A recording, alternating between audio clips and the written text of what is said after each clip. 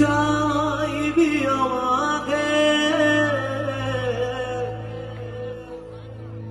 সেদিনও তুই অন্য কারো আমি আকাশে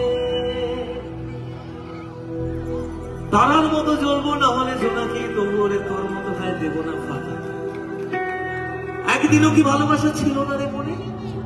দারুণ খেলা খেলে গেলি আমার উপরে, আমায় কাদাস না আর কাদাস না রে তুই, তোর স্মৃতি ছাড়া নেই রে আর কিছু।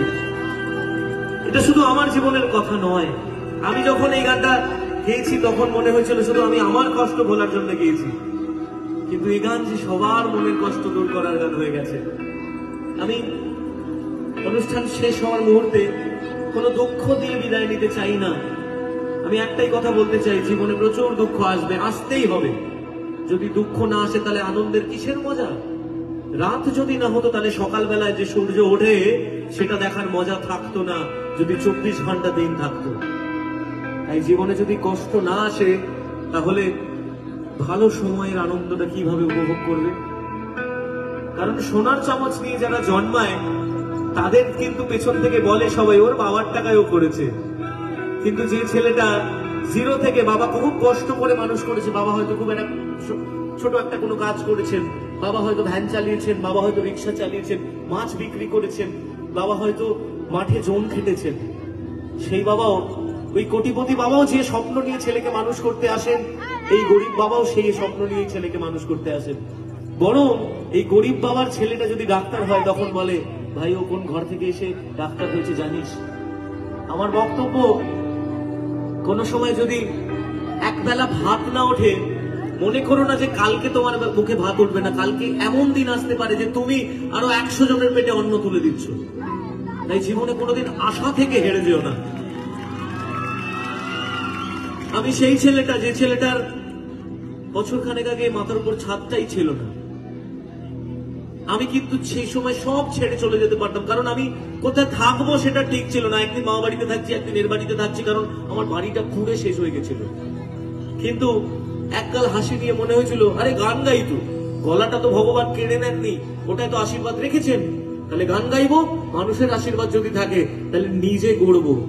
বিশ্বাস করুন সেই আশীর্বাদটা ছিল বলে যেদিন আমার বাড়িটা পুড়েছিল, ওটা আমার বাবার অফিস কোয়ার্টার, সেখানেই আমরা থাকি, সেখানেই আমার স্টুডিওটাও ছিল, যেহেতু বাবার অফিস থেকে প্রচন্ড আমার মিউজিককে সাপোর্ট করে। আমার নিজের ব্যক্তিগত এক কাঠা জমিও ছিল না, তোমাদের আশীর্বাদ মাথায় নিয়ে এবছর একটা বাড়ি কিনেছি। এটাই তো মানুষের জেদ থাকা উচিত। জীবনে যদি হেরে যাও কখনো, মনে করো হেরে গিয়ে লাভ নেই, সামনে যে জয়টা তোমার জন্য অপেক্ষা করছে সেই জয়টা অনেক বড়।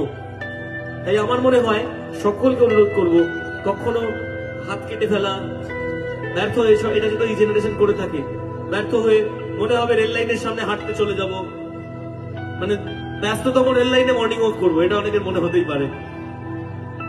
এগুলো করো না, বরং নতুন করে নিজে একটা লড়াই তৈরি করো, যে লড়াইটায় তুমি হবে রাজা আর বাকিদের নিয়ে চলবে। যারা তোমায় এক সময় দেখবে, অনেকে অনেক সময় লাথ মেরে চলে যায়, আমার সাথেও ঘটেছে, কিন্তু আমি সবাইকে নিয়ে চলি। যারা আমার ক্ষতি করেছে তাদেরকেও আমি হাত ধরে চলি, কারণ তাদের জীবনে রিয়েলাইজেশন হওয়া খুব প্রয়োজন, নইলে আমার যে ক্ষতিটা হয়েছে কালকে আরেকজনের সেটা হবে। তাই কোনোদিন শত্রুকে ক্ষতি করে নয়, শত্রুকে মিত্র বানিয়ে জবাব দাও। আমার মনে হয় সেই জবাবটা অনেক বেশি তোমার জন্য এবং তার জন্য উপকার হবে। কারণ আমরা যে জেনারেশনে বাস করি সেই জেনারেশন আমরা নিজেরাই স্বার্থপর। আমাদের পাশের বাড়ির লোকটা অসুস্থ হয়ে গেলে আমরা ছুটে যাই না রাত্রিবেলায় যে কি হয়েছে দেখতে যাই, তখন মনে হয় একটু ঘুমোই, কিন্তু আমরা যদি ওই রাত্রিবেলা এগিয়ে যাই তাহলে লোকটা বেঁচে যেতে পারে। এই চিন্তা নিয়ে এগিয়ে যেতে হবে সবার। আমার মনে হয় একটা সুস্থ সমাজ, সুস্থ পৃথিবী, সুস্থ বাংলা আমরাই গড়ব। আমাদের আগামীর ভবিষ্যৎ আমাদেরকে যেভাবে স্বপ্ন দেখাচ্ছে সেই স্বপ্ন নিয়ে আমরাই আমাদের বাংলাকে এগিয়ে নিয়ে যাব। তাই বলবো, আমায় কাঁদাস না আর কাঁদাস না রে তুই, তোর স্মৃতি ছাড়া নেই রে আর কিছুই। ওরে পিয়া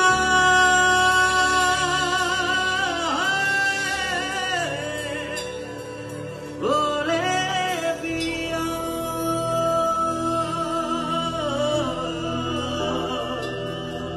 কত আবেগ দিয়ে ইচ্ছেগুলো তোর সাথে সাজিয়েছিল, তোর বলা সব মিথ্যেগুলো সত্যি ভেবে এসেছিলাম।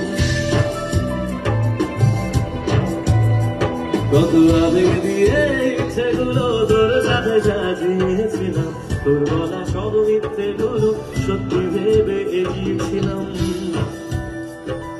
তাই বুঝি কি করলি এমন ব্যথা দিলি শেষে, তোর মতো কে দারুণ তোরে মিথ্যে ভালোবাসে। তাই বুঝি কি করলি এমন ব্যথা দিলি শেষে, তোর মতো কে দারুণ তোরে মিথ্যে ভালোবাসে। আমায় কাঁদাস না তোর স্মৃতি ছাড়া, আমায় কাঁদাস না আর কাঁদাস না রে তুই, তোর স্মৃতি ছাড়া নেই রে আর কিছুই। ওরে পিয়া, ওরে পিয়া, ওরে পিয়া, ওরে পিয়া।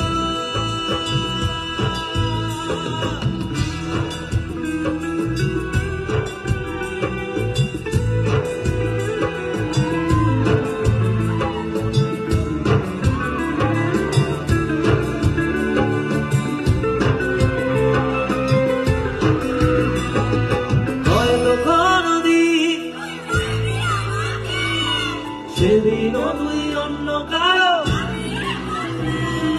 তার মতো জন্ম,